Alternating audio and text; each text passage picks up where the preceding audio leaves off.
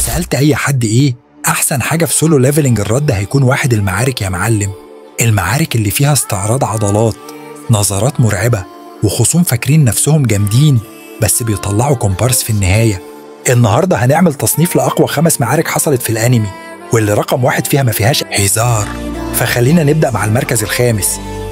المركز الخامس، جين وو ضد إجريس. بصوا، لو في حاجة الأنمي ده بيعلمها لنا فهي إن أي حاجة لابسة أسود أكيد هتعمل مشاكل.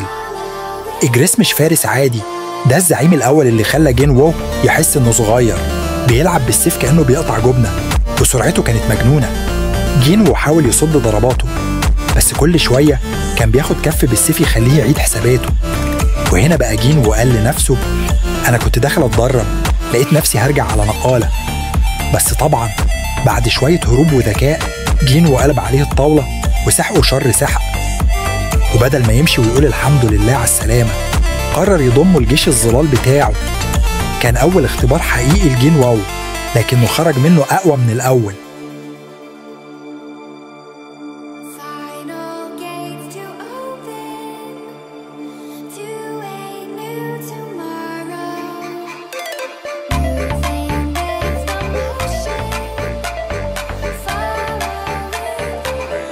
المركز الرابع، جين وو ضد باروكا.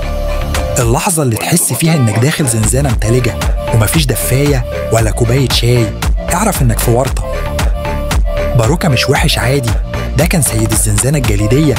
الراجل ده كان عنده مشكلة نفسية، بيحب التلج لدرجة إنه حول الزنزانة اللي لجت سامسونج. كل ما جين وو يحاول يتحرك درجة الحرارة تقل، لحد ما بقى عامل زي واحد نازل يشتري عيش في عز التلج. بس طبعا احنا عارفين ان البطل بتاعنا ما بيصبهاش.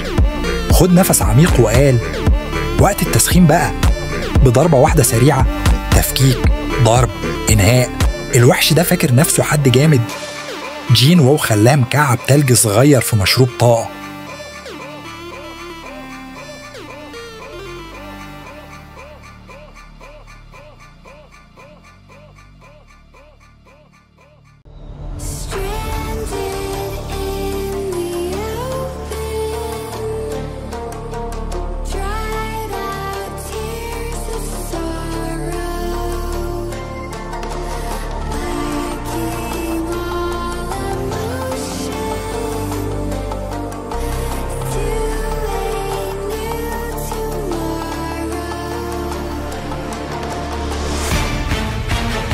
المركز الثالث، جين وو ضد كارجالجان ملك الأورك.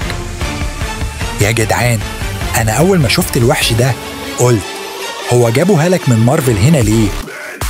كارجالجان مش مجرد أورك، ده كان سيد الأورك وملكهم المتوحش.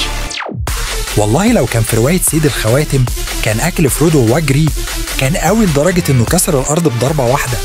بس طبعا مين واقف قدامه؟ جين وو بنفسه. ما خافش، ما ترددش، دخل عليه وقال له: انت ملك الأورك، هوريلك ملك الظلال بقى. وطبعا كام ضربة محترمة، وختمها بضربة نهائية. وده كان آخر يوم لكارجالجان في الخدمة. معركة وحشية لكن النتيجة معروفة. جين وو دايما الكينج الحقيقي.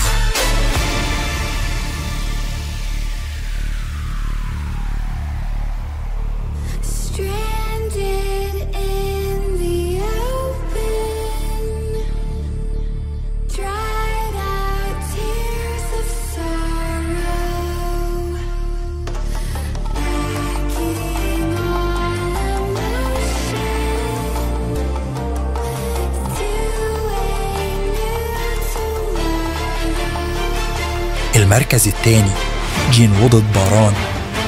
أهلا وسهلا، وصلنا للمعركة اللي نقدر نسميها لما البطل يقابل أستاذ الفيزياء بتاعه في الشارع. باران كان عنده حتة هواية اسمها كهربا اللي قدامه بدون سبب. كل ما يقرب من جين وو يطلع شرارة كأنه كهربا في يوم ممطر. جين وو كان بيحاول يضربه لكنه كان سريع جدا، والجو بقى عامل زي مهرجان كهربا وإضاءة. في اللحظة دي جين وو أدرك إنه قدامه خيارين: يا ياخد شحن مجاني يا يشحن الوحش ده بأقوى ضربة عنده. وبالفعل بعد قتال ناري جين وو استعمل مهاراته وضرب باران الضربة القاضية اللي خلته يحس إنه غلط في حق البشرية. جين وو كسب، وباران اتحول لبطارية قابلة لإعادة الشحن.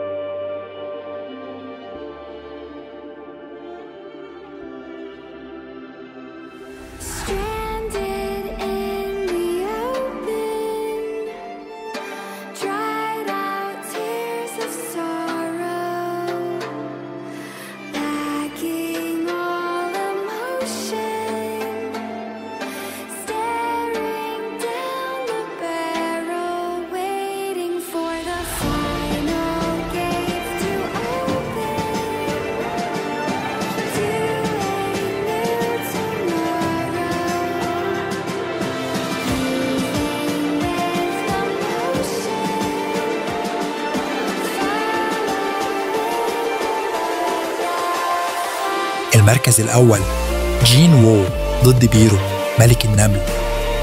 يا جدعان، احنا هنا بنتكلم عن الوحش اللي كان لوحده جيش كامل. بيرو ما كانش مجرد نملة، ده كان ديناصور بحجم نملة.